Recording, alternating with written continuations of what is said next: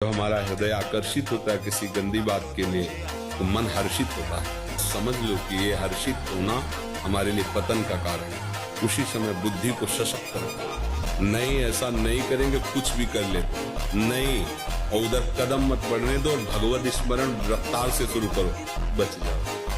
जो बाल्यावस्था से वीर संचय किया, कोई ऐसी असत क्रियाएं नहीं की और भगवत चिंतन परायण रहा, तो वो ऊर्ध्व रेता हो जाता है। ये अखंड वीर धारण करने वाला कोई मनुष्य नहीं हो सकता। वो साक्षात देव हो जाता है, भगवत स्वरूप हो जाता है। वो मनुष्य धरा से ऊपर उठ जाता है, उसमें दिव्यता आ जाती है। अखंड वीर धारण करने वाला कोई मनुष्य नहीं हो सकता। वो साक्षात देव हो जाता है, भगवत स्वरूप हो जाता है। वो मनुष्य धरा से ऊपर उठ जाता है, उसमें दिव्यता आ जाती है। जैसे दीवाल का पर्दा, पीछे कौन बैठा नहीं दिखाई देगा, लेकिन दृष्टि दिव्य हो जाए तो त्रिभुवन की कोई भी वस्तु देख सकते हो, कोई पर्दा उसकी आंखों में नहीं रहेगा, वो दिव्य हो जाता है। जो वीर संचित करके ऊर्ध्व रेता अखंड ब्रह्मचारी, उसकी दिव्य दृष्टि हो जाती है।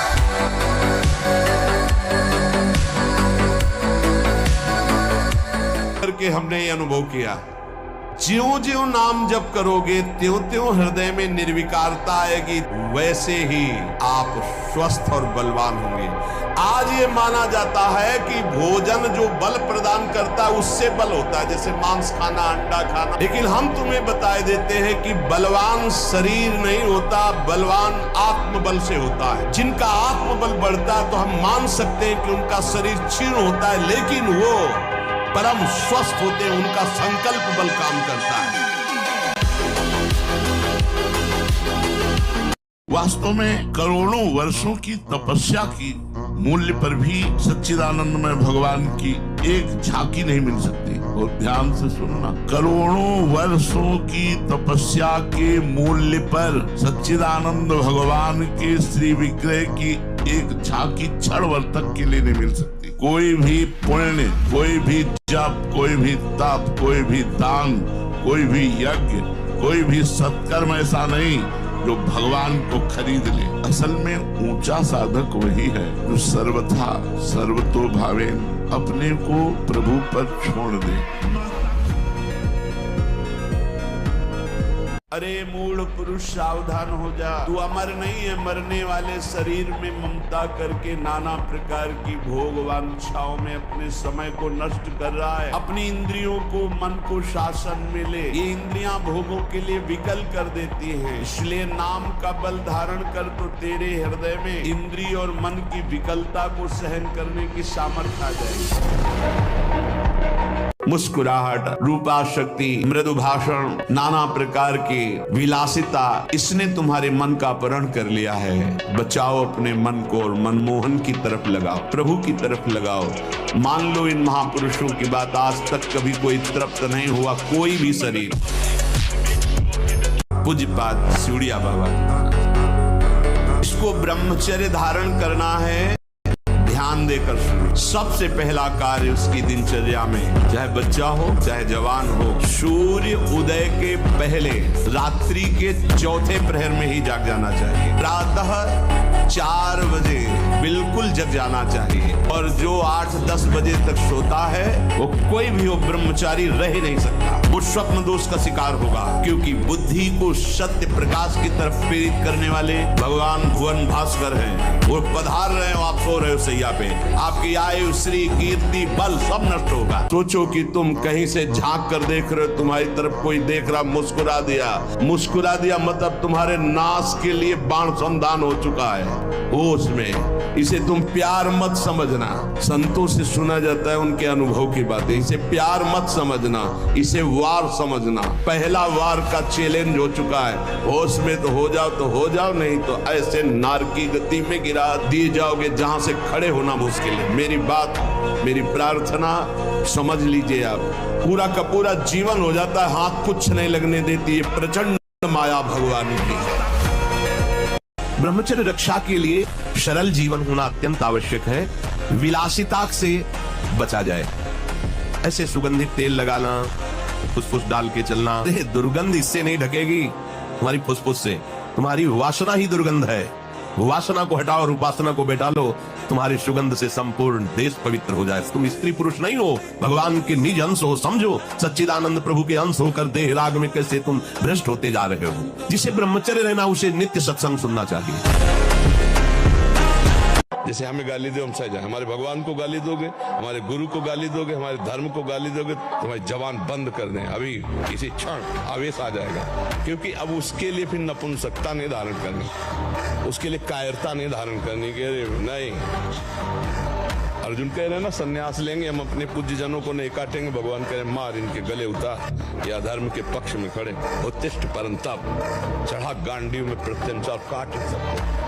तो अपने सहने की बात हो सकती है, लेकिन धर्म का नाश अगर कोई कर रहा है, हमारे राष्ट्र पे आ रहे, हमारे समाज पे आ रहे, फिर हम वहां नहीं सहन करेंगे। कुछ सहन करने की सीमाएं हैं, समझ पा रहे हैं आप? ब्रह्मचर्य का विमल प्रताप प्रकट होता है। वीरवान बलवान होता है, विद्वान होता है, तपस्वी होता है, मनस्वी होता है, त्यागी होता है, तत्व चिंतन परायण होता है। ब्रह्मचर्य में अलौकिक अमानुषिक शक्ति जागृत हो जाती है। ऐसा कैसे हो सकता है? हो सकता है क्योंकि ब्रह्मचर्य है। देखिए, माता पिता को भगवान रूप देखे, ये सब क्यों कहा गया? क्योंकि ज्यादा बाहर दौड़ने की, भटकने की जरूरत नहीं। अपने घर में ही भगवत भावना कर लो।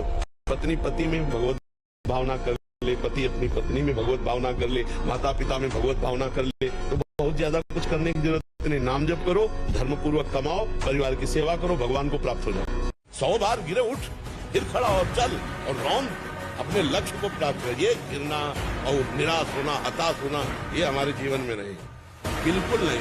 बहुत बुद्धिमान बनता है। आखिरी सुख क्या है? जहाँ तू आसक्त है, जहाँ से मल निकलता है और पेशाब निकलती है। लंपटता का सुख है, मैथुन का सुख है, तो सुअर, कुत्ता, गधा, पशु पक्षी सब भोग रहे हैं। तुम मनुष्य हो, विचार करके देखो कौन सा आखिरी सुख तुम्हारे दिमाग में नाच रहा है। बोले वही मलमूत्र का द्वार, जहाँ से निरंतर दुर्गंध गंदगी निकलती रहती है। क्या तुम नहीं देख पा रहा है? एक किशोरी किशोरजू, हमारी बुद्धि को शुद्ध करो और हम धर्म पूर्वक विषयों का सेवन करते हुए आपकी आराधना करें। इस मार्ग के उपासक को ये समझना है कि सबके अंतःकरण का सृजन कामना से हुआ है। कामना से ही सृष्टि है। हम सबके शरीरों का निर्माण काम चेष्टा से है।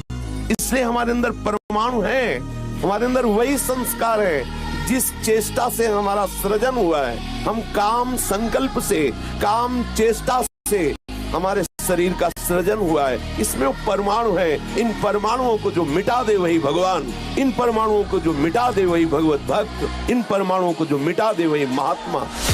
आप निश्चिंत रहिए, निर्भय रहिए। प्रभु का जो विधान है वो मंगल करने वाला है। सीम की चाप सके को तासु, बड़ रखवा रमापति जासु। आप जा रहे हो भगवत चिंतन करते हुए, तो प्रभु का नाम आपका पहरेदार अंग रक्षक है। कोई बाल भी बाका नहीं कर सकता है।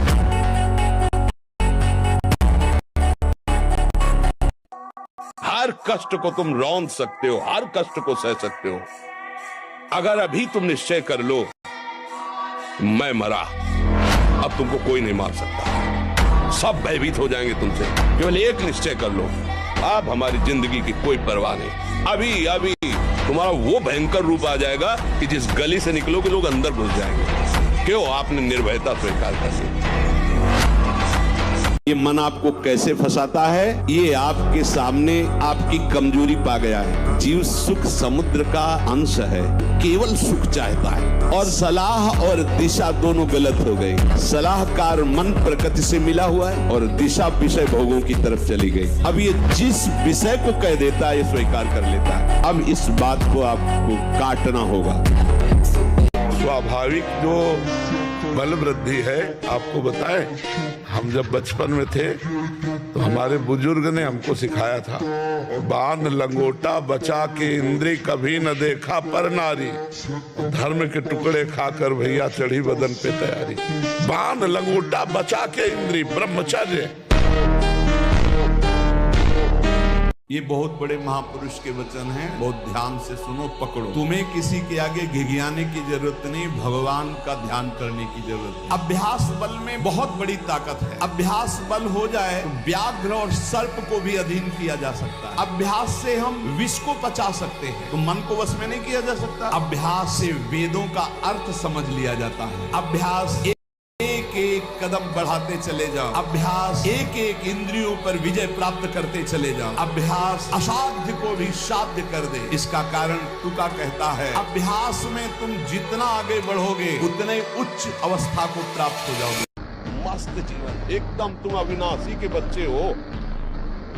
शेर का बच्चा भेड़ों के बीच में फंसकर म्यों म्यों बोल रहा है, बस अगर दहाड़ना सीख जाए तो कोई भी उसे प्राप्त नहीं कर सकता। ऐसे भगवद अंश, तू प्रपंच में फंसकर अपने को इतना दीन क्यों देख रहा है? तू ऐसा है, भगवान के दिव्यास्त्र में भी ताकत नहीं तेरे को मार सकता। तू अविनाशी का अविनाशी बच्चा है। विनाशी भोगों को, विनाशी शरीर को मैं मान के इतना भयभीत, इतना दुख, ये सबके लिए, केवल एक के लिए नहीं। आप समझो,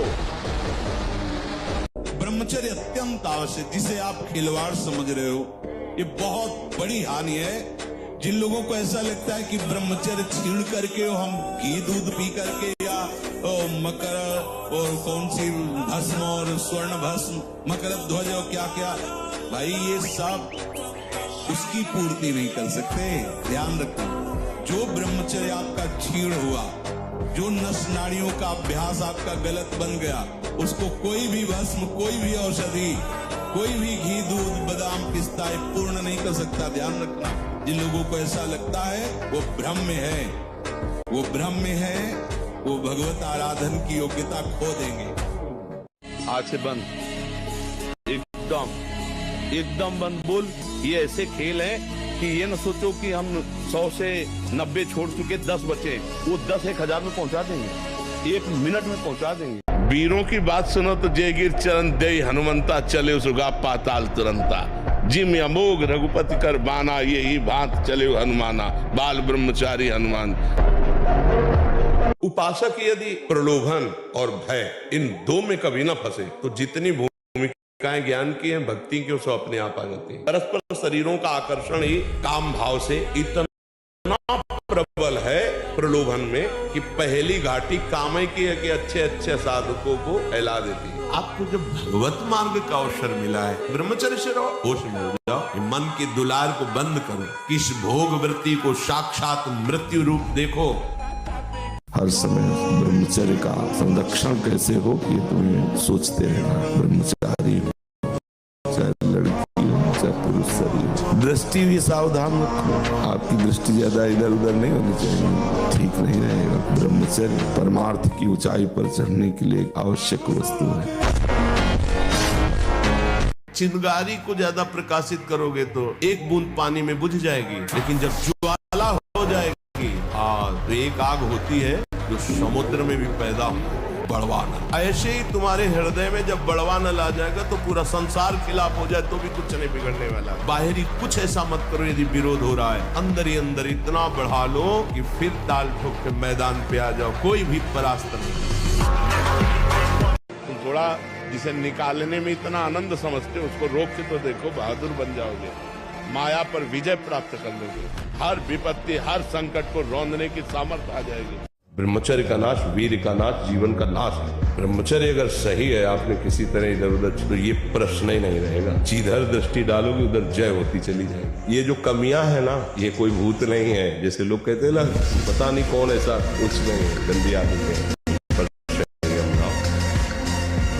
दहाड़ना सीखो, हर कष्ट को गले लगाना सीखो, हर संघर्ष को रौंदना सीखो। अरे बिल्ली कुत्ते की तरह रो करके मर जाना ये मनुष्य जन्म नहीं। और जीना सीखो, संघर्ष से लड़ना सीखो, संघर्ष करो, जिंदगी से लड़ना सीखो, हारना नहीं। दहाड़ना सीखो, हर कष्ट को गले लगाना सीखो, हर संघर्ष को रौंदना सीखो। अरे बिल्ली कुत्ते की तरह रो करके मर जाना ये मनुष्य जन्म नहीं।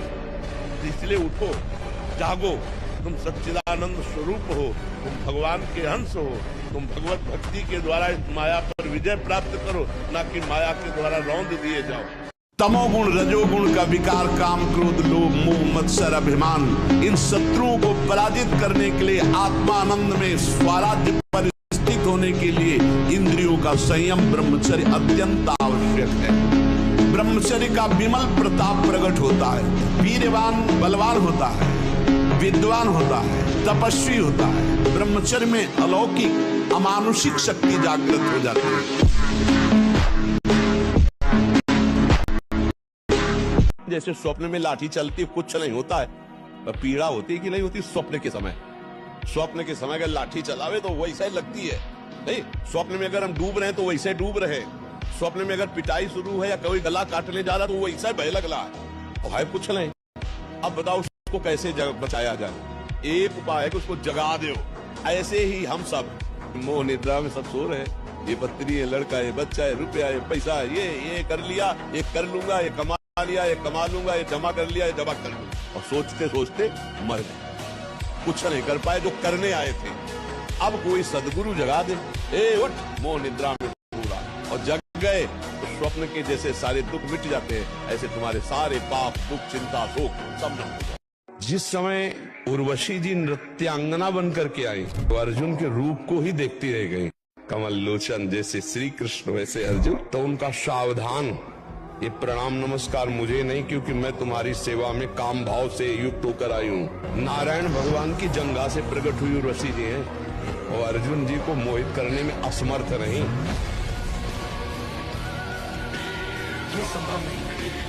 हम भगवान के अंश हैं, हम उसी ज्वाला की चिंगारी है जिसे परमात्मा कहते हैं, जिसे ईश्वर कहते हैं, उसी की चिंगारी है। तो चिंगारी को आप चिंगारी मत रहने दो।